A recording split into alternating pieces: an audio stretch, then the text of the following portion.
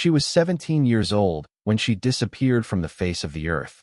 One moment, Cynthia Gonzalez was laughing in a photograph, her dark hair catching the California sunlight, her smile so wide it could break your heart. The next moment, she was a name on a missing poster taped to telephone poles and grocery store windows across San Bernardino County. And for 23 years, nobody knew what happened to her. Nobody except the people who wanted her gone. But here's the thing they didn't count on. Here's what nobody expected. Cynthia Gonzalez didn't stay gone. And when she came back, she brought the truth with her like a weapon she'd been sharpening in the dark. If this story doesn't keep you watching until the very last second, nothing will. But I need you to do something for me right now. Before we go any further, I need you to share this video. Not because I'm asking for myself, but because Cynthia's story deserves to be heard. Because somewhere out there, someone is going through exactly what she went through, and they need to know that survival is possible. They need to know that the people who tried to erase her didn't win. So share this video, subscribe to this channel, and stay with me, because what comes next will change the way you see everything. Let me take you back to 1991, San Bernardino, California, a city caught between the promise of the American dream and the harsh reality of economic collapse. The aerospace industry was dying. Factories were closing. Families who had built lives around steady work were watching everything crumble. But in the middle of all that chaos, there was a neighborhood where people still believed in something, where they still held on to hope. And in that neighborhood, there was a girl named Cynthia Gonzalez who believed harder than anyone. I remember the first time I truly understood what my name meant. I was sitting in my grandmother's kitchen, the smell of fresh tortillas filling the air, and she was telling me about our family. The Gonzalez name, she said, carried weight. It carried history. It carried the stories of people who had crossed borders and built lives from nothing. She looked at me with those ancient eyes, and she said, "Cynthia, you are the culmination of every sacrifice we ever made. You are our future." I was 11 years old, and I didn't fully understand what she meant. But I felt it. I felt the weight of expectation, the pressure of being the one who would make it all worthwhile. My parents worked double shifts at the meatpacking plant. My older brother had dropped out of school to help pay bills. My sister was already married with a baby on the way. But me? I was the one with the grades. I was the one the teachers noticed. I was the one they said could actually get out. Getting out. That's what it was always about. Getting out of San Bernardino. Getting out of poverty. Getting out of the cycle that had trapped our family for generations. And I wanted it. God, how I wanted it.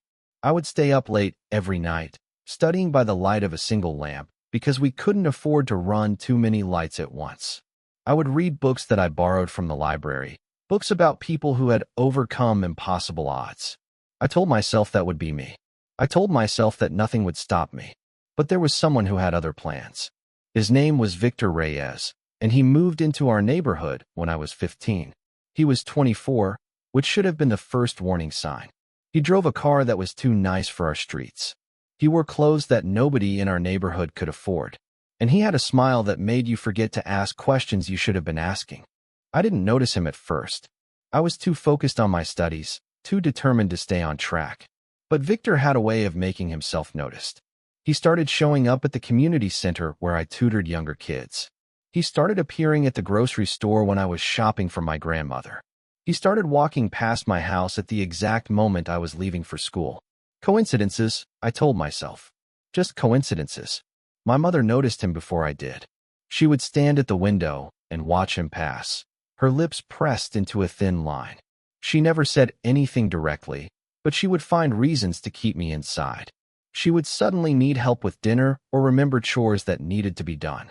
She was trying to protect me without telling me what she was protecting me from. But mothers can't watch forever, and predators are patient. The first time Victor actually spoke to me, I was waiting for the bus after my tutoring session. It was getting dark earlier now that winter was coming, and I was alone at the stop. He pulled up in that car of his and offered me a ride. I said no. I knew better than to get into cars with strangers. He laughed like I had told a joke and said he wasn't a stranger. He said he was a friend of my brother's. He said my brother had asked him to look out for me. I should have known it was a lie. My brother didn't have friends like Victor. My brother worked at a car wash and spent his nights too exhausted to socialize. But Victor was convincing. Victor was charming. And it was cold, and the bus was late, and I was tired. I got in the car. He didn't do anything wrong that first night. He drove me straight home. He was polite and respectful. He asked about my studies and seemed genuinely interested in my answers. By the time I got out of the car, I thought maybe I had misjudged him. Maybe he really was just a nice guy trying to help. That's how they get you. That's the trap nobody warns you about. They don't start with the darkness.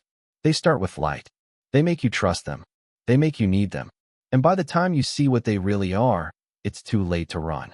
Over the next several months, Victor became a fixture in my life. He would give me rides when it rained. He would bring gifts for my grandmother, earning her approval. He would help my father with car troubles, making himself indispensable. He was weaving himself into the fabric of my family, and I didn't see the pattern until the threads were too tangled to pull apart. I was 16 when he first kissed me. We were parked outside my house after he had taken me to the library. The sun was setting, and the sky was painted in shades of orange and pink, and he looked at me like I was the most precious thing in the world. He told me I was special. He told me I was different from other girls. He told me he had never felt this way about anyone before. I believed him. God help me, I believed every word. My mother found out about the relationship 3 months later. I had never seen her so angry, so afraid. She called Victor names I had never heard her use before. She threatened to call the police. She told me he was too old for me, that what he was doing was wrong, that I was throwing my future away for a man who would only destroy me. I defended him. I chose him over my own mother, because that's what he had taught me to do. That's what months of careful manipulation had prepared me for. I screamed at my mother that she didn't understand love. I told her she was jealous because she had never experienced what Victor and I had. I said things that I would spend years regretting. Victor used that fight to isolate me further. He told me my family didn't want me to be happy. He said they were trying to control me. He suggested that maybe I would be better off away from them, with him, where I could be free. He painted a picture of a future where it was just the two of us, where I could still pursue my education, where he would take care of everything. I started spending less time at home. My grades, which had always been perfect, began to slip. My teachers noticed the change, but when they asked if everything was okay, I lied. I told them I was fine. I told them I was just dealing with some family stress. They believed me because they wanted to believe me, because the alternative was too dark to consider. The summer before my senior year, Victor asked me to run away with him. He said he had a job opportunity in Nevada. He said it was our chance to start fresh, to build a life together. He said he would marry me as soon as I turned 18. He said everything I needed to hear to make the impossible seem reasonable. I packed a bag in the middle of the night while my family slept. I left a note that said only that I loved them and that I would be in touch soon. I climbed out my window and got into Victor's car, and we drove away from everything I had ever known. I didn't know that I wouldn't see my mother again for over 2 decades. I didn't know that the note I left would become a piece of evidence in a missing persons case. I didn't know that Victor Reyes was not his real name, and that the man I loved was a predator with a history that stretched back years, across states, involving girls who looked just like me. The first few months were exactly what Victor had promised. We lived in a small apartment in Las Vegas. He worked nights at what he said was a club, and I spent my days studying for my GED. He bought me things. He told me I was beautiful. He made me feel like the luckiest girl in the world. But slowly, so slowly I almost didn't notice, things began to change. The gifts stopped. The compliments turned into criticisms. My studying became a problem because it took time away from him. He started asking where I was going, who I was talking to, what I was thinking. He would check my bag when I came home from the library. He would question me about conversations with cashiers and bus drivers. He became convinced that I was hiding something, that I was planning to leave him, that I didn't love him anymore. The first time he hit me, I was so shocked I couldn't even cry. We had been arguing about something trivial, something I can't even remember now. One moment we were talking, and the next moment I was on the floor with blood in my mouth. He was immediately apologetic. He cried harder than I did. He swore it would never happen again. It happened again, and again, and again. I want to pause here and ask you something. Think about this honestly. If someone you loved, someone you trusted completely, suddenly showed you a side of themselves you never knew existed, what would you do? Would you run? Would you stay and hope they changed? Would you even recognize the danger you were in? Leave your answer in the comments. Be honest, because understanding how these situations work is the first step in preventing them. By the time I turned 18, I was unrecognizable. Not physically, though the bruises told their own story when I looked in the mirror, but internally. The girl who had dreamed of college, who had believed she would change the world, who had felt the weight of her family's sacrifice and risen to meet it, that girl was gone. In her place was a shadow, a survivor, someone who lived moment to moment, trying not to trigger the next explosion. Victor had taken my identification documents when we first arrived in Nevada. He said he was keeping them safe. He said he was organizing our paperwork for when we got married. By the time I realized what he had actually done, I was trapped. I had no ID. I had no money of my own. I didn't even know where my social security card was. He had erased my identity as thoroughly as if I had never existed. I tried to leave once. I had saved small amounts of money over weeks, hiding coins and single-dollar bills in places he wouldn't think to look. I had a plan. I was going to take a bus back to California. I was going to find my family. I was going to beg their forgiveness and start over. Victor found the money the day before I planned to leave. He didn't yell. He didn't hit me. He just looked at me with those cold eyes and asked if I thought I could survive without him. He asked if I thought my family would take me back after I had abandoned them. He asked if I thought anyone would believe a word I said against him. Then he made a phone call. I don't know who he was talking to, but from what I could hear, he was discussing how much I was worth. He used numbers. He talked about me like I was livestock being assessed at an auction. When he hung up, he looked at me and smiled. And that smile was the scariest thing I had ever seen. That's when I understood what Victor really was. That's when I realized that the job at the club wasn't just a job. That's when I saw the full scope of the darkness I had fallen into. Victor wasn't just an abusive boyfriend. Victor was a trafficker, and I was his merchandise. The next 3 years were a nightmare that I still struggle to put into words. He moved us from city to city, Las Vegas to Phoenix to Albuquerque to Dallas. Each time we moved, I met other girls.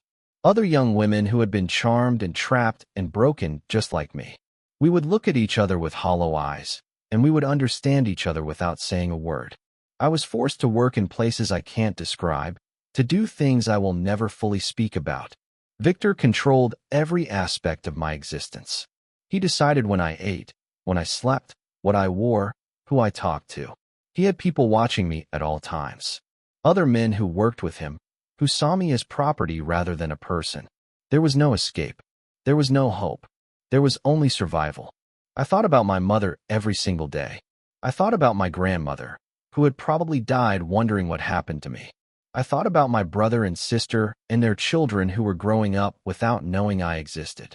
I grieved for my family while I was still alive, because the girl they had known, the girl they had loved, was already dead. But something happened in 1996 that changed everything. I was in a house in Houston with several other girls when one of them got sick. Really sick. She was burning with fever and couldn't stop vomiting, and Victor's men didn't care. They told us to deal with it. They said she was faking to get out of work. They left us alone with a dying girl and no way to help her. Her name was Maria. She was from Guatemala, and she was only 16. She had been brought to the United States with promises of a job as a nanny. She didn't speak much English, but over the months we had been together, we had learned to communicate. She was sweet and gentle and far too young for the horrors she had experienced. I held her hand as she got sicker and sicker. I wiped her forehead with cool cloths. I prayed to a God I wasn't sure I believed in anymore. And on the third night, when I knew she was dying, she grabbed my wrist with surprising strength and made me promise her something. She made me promise that I would get out, that I would tell the world what had happened to us, that I would make sure someone paid for what they had done. Maria died in my arms just before dawn. I don't know what killed her. An infection, maybe. Something that a simple doctor's visit could have cured. She died because she was worth more as a silent body than as a living person who might need care. She died because the men who controlled us didn't see us as human. I buried my grief so deep that I thought it would never surface. But I also made a decision. I was going to keep my promise to Maria. I didn't know how, I didn't know when, but I was going to get out. And when I did, everyone who had ever hurt us was going to pay. The opportunity came 2 years later, in the fall of 1998. I was 24 years old, though I felt ancient. We were in a new city, Sacramento, and Victor had gotten careless. He was expanding his operation, bringing in more girls, working with more dangerous people. He was making enemies and making mistakes, and for the first time since he had taken me, he was distracted. There was a woman who came to clean the house where they kept us. Her name was Rosa, and she was in her 50s, with gray hair and gentle hands and eyes that saw everything. At first, I was suspicious of her. Everyone in Victor's world was a potential threat. But Rosa was different. Rosa would slip extra food to the girls who looked the most broken. Rosa would whisper prayers in Spanish when she thought no one was listening. Rosa was, I slowly realized, looking for a way to help. It took months to build enough trust to speak honestly. We communicated in fragments, in whispers, in meaningful looks when the guards weren't watching. I learned that Rosa had a daughter who had been lost to trafficking years ago. She had spent her life since then looking for ways to fight back, to save others, to honor her daughter's memory. Working for Victor was her way of gathering information, of identifying victims who might be saved. Rosa had connections, church groups who ran underground networks to help trafficking victims, a lawyer who worked pro bono on immigration cases, a detective in the Sacramento Police Department who had made it his mission to take down men like Victor. She had been building a case for over a year, documenting everything she saw, waiting for the right moment. The right moment was me. Rosa said I was different from the other girls. She said I still had fire in my eyes, even if it was buried deep.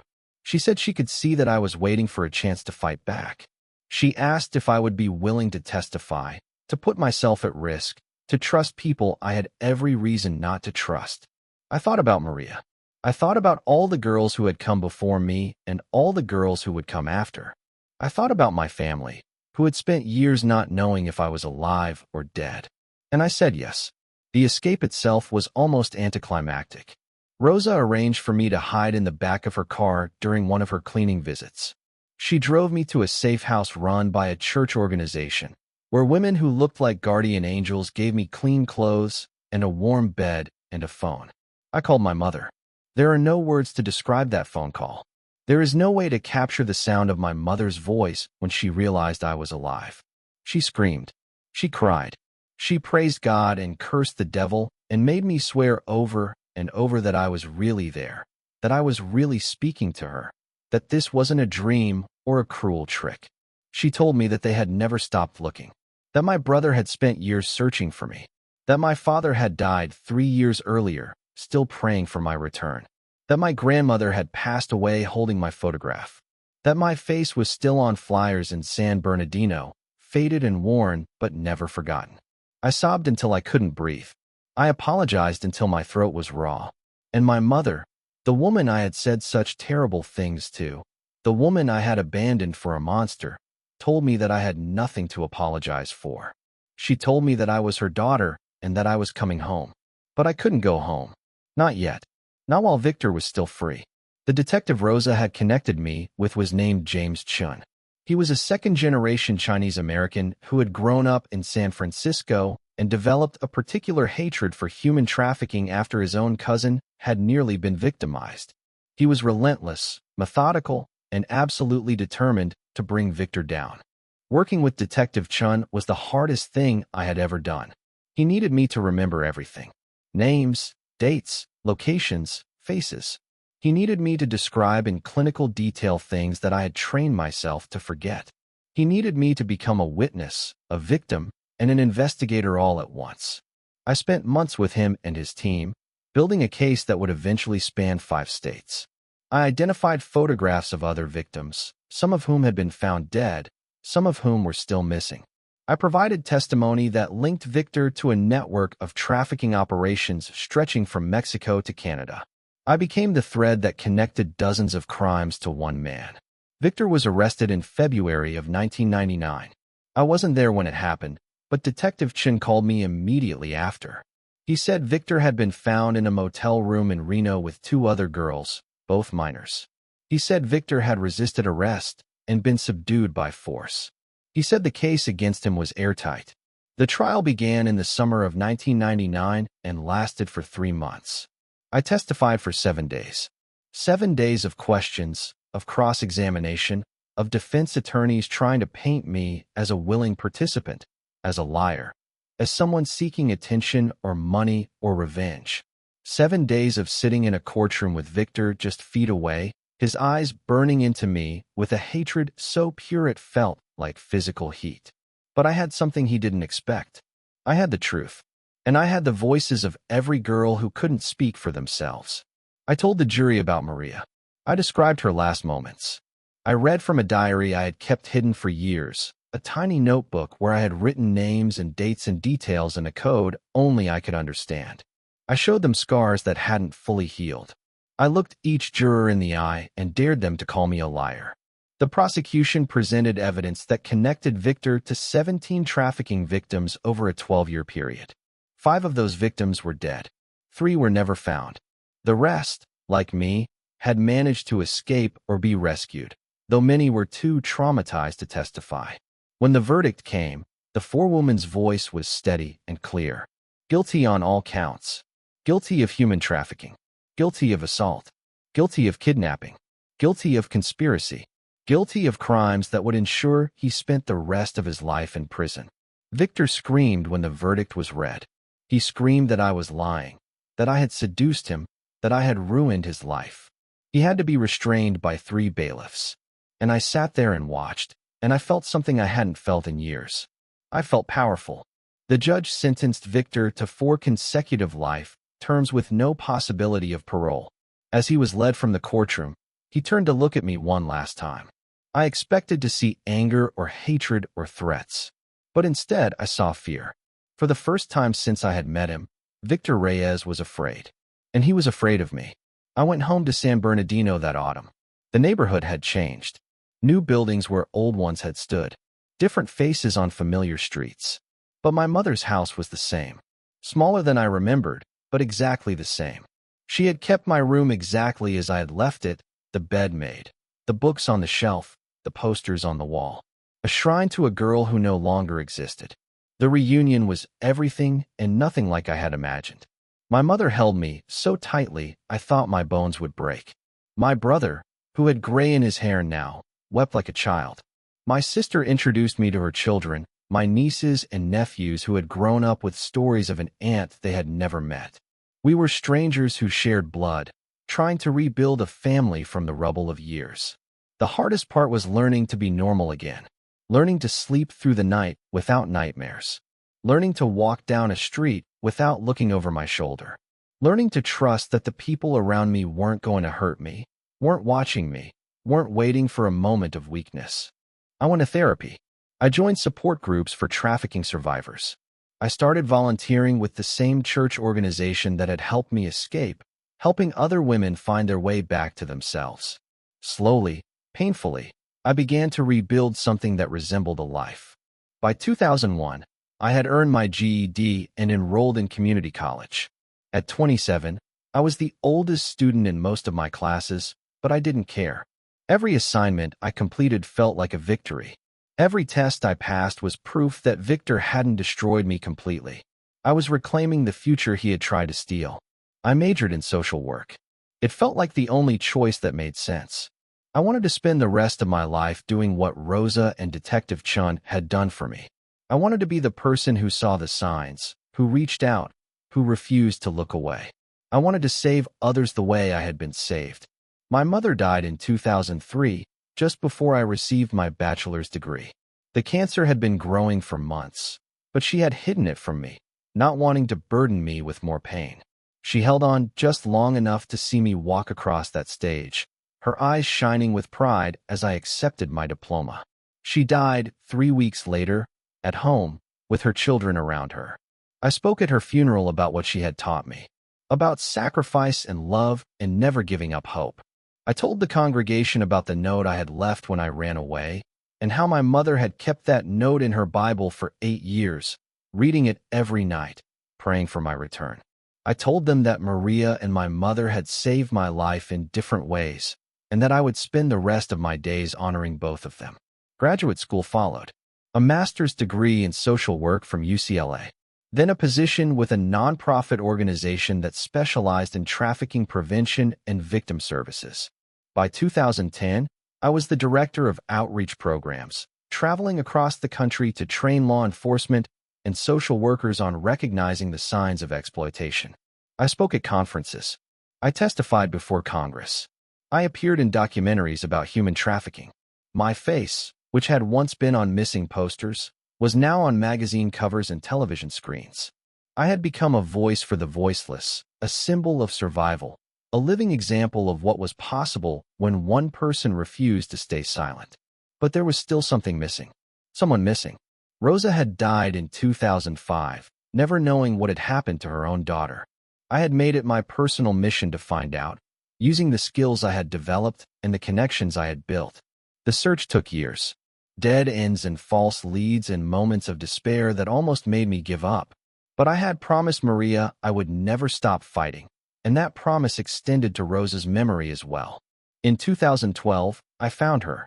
Rosa's daughter, Elena, was alive. She had been trafficked as a teenager, just like me, but had managed to escape years later.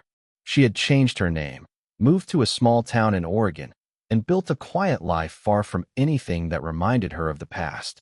She had a husband, 2 children, and a job as a nurse at the local hospital. When I knocked on her door and told her who I was, she collapsed in my arms. She said she had thought about her mother every day. She said she had always wondered if Rosa had looked for her, if Rosa had cared. I told her about Rosa's years of undercover work, about the women Rosa had helped save, about the courage Rosa had shown in fighting an enemy most people pretended didn't exist. We cried together for hours. We shared stories about the woman who had loved us both. And when I left Oregon, I knew that I had given Rosa the one gift I could never give her while she was alive. I had given her daughter the truth. The years that followed were filled with purpose. I wrote a memoir that became a bestseller, donating the proceeds to trafficking prevention programs. I established a foundation in Maria's name that provided scholarships to survivors pursuing education. I trained thousands of professionals on recognizing exploitation and helping victims find their way to safety. But I also built something personal, something just for me. His name was Michael. We met at a conference in Chicago where I was speaking about survivor support services. He was a trauma therapist who had spent years working with veterans and first responders. He understood darkness. He understood the long process of healing. He understood that love could exist alongside pain without diminishing either. We dated for 2 years before I fully trusted him. I told him everything about my past, every shameful detail, every moment of weakness, every scar on my body and soul. I expected him to leave. I expected him to see me as damaged goods, the way I sometimes still saw myself. Instead, he held my face in his hands and told me that survival was not something to be ashamed of. He told me that my scars were evidence of battles won, not marks of defeat. We married in 2015 in the backyard of my mother's house in San Bernardino. My brother walked me down the aisle. My sister's children threw flower petals. Detective Chun, now retired, stood in the front row with tears streaming down his weathered face. Elena flew in from Oregon with her entire family. It was the wedding I had dreamed of as a girl, before Victor, before everything. It was the wedding I had earned. Michael and I couldn't have children of our own. The years of abuse had done too much damage. But we became foster parents, opening our home to girls who had experienced trauma similar to mine. Some stayed for weeks. Some stayed for years. All of them left knowing that they were worthy of love, that their past did not define their futures, that survival was just the beginning of their stories. I received a letter in 2019 from the California Department of Corrections. Victor had died in prison. Heart attack. Alone in his cell with no one to mourn him. The letter asked if I wanted to be notified of any memorial services. I threw the letter away without responding. Victor had taken enough of my time. He didn't deserve a single second more.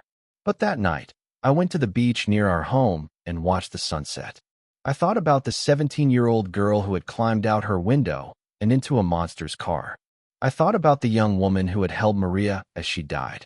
I thought about the survivor who had testified for 7 days to ensure that justice was served. I thought about Rosa, who had risked everything to help strangers. I thought about Detective Chun, who had never given up on a case. I thought about my mother, who had prayed for 8 years and believed I would come home.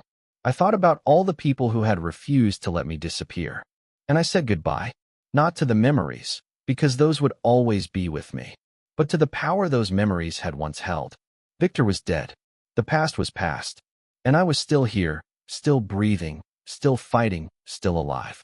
I am writing this story in 2024. I am 50 years old. My hair is gray now, like my mother's was when I last saw her as a teenager. My hands are lined with age. My body carries the evidence of everything it has endured. But my eyes, which once held only hollow despair, are filled with something that looks like peace. Michael and I are still together, still in love, still laughing at each other's jokes after nearly a decade of marriage. We live in a house by the ocean, far from San Bernardino, but close enough to visit my family's graves whenever I need to. We have 2 foster daughters currently living with us, both of whom are graduating high school next spring, both of whom are going to college, both of whom remind me every day that the future is never lost, only delayed. The foundation in Maria's name has helped over 500 survivors pursue education. The training programs I developed are now standard curriculum for law enforcement agencies across the country. The memoir I wrote has been translated into 17 languages and has inspired thousands of people to share their own stories of survival. But the thing I am most proud of is simpler than any of that. I am alive. I am whole. I am loved. Victor Reyes tried to erase me. He tried to turn me into a commodity, a number, a faceless victim in a system designed to consume young women and spit out their bones. He took 10 years of my life. He stole my father's final years. He nearly destroyed my family. But he failed. He failed because I refused to let him win.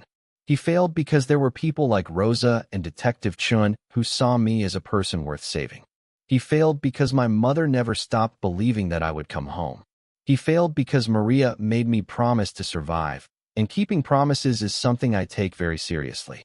I started this story by telling you that Cynthia Gonzalez disappeared in the 1990s, that nobody knew what happened to her, that she was a name on a missing poster, a face that faded on telephone poles and grocery store windows. But I also told you that she came back, that she brought the truth with her like a weapon, that the people who tried to erase her didn't win. I am Cynthia Gonzalez. I survived. I testified. I rebuilt. I loved. I lived. And I am still here, telling my story, so that others will know it's possible. So that the girl who is reading this right now, the one who thinks there's no way out, will understand that escape is possible, that healing is possible, that the monsters can be defeated. If my story has touched you, if it has made you think differently about trafficking or trauma or survival, then I have one final request. Share this video. Share it with everyone you know. Because somewhere out there is another Cynthia, another Maria, another Elena. Somewhere out there is a girl who needs to hear that she is not alone, that help exists, that the future is still waiting for her. And subscribe to this channel. Not for me, but for all the stories that still need to be told. For all the voices that are still waiting to be heard. For all the survivors who are still fighting their way back to the light. My name is Cynthia Gonzalez. I was born in San Bernardino, California. I was taken by a monster in the 1990s. But I took myself back. And that is the only ending that matters.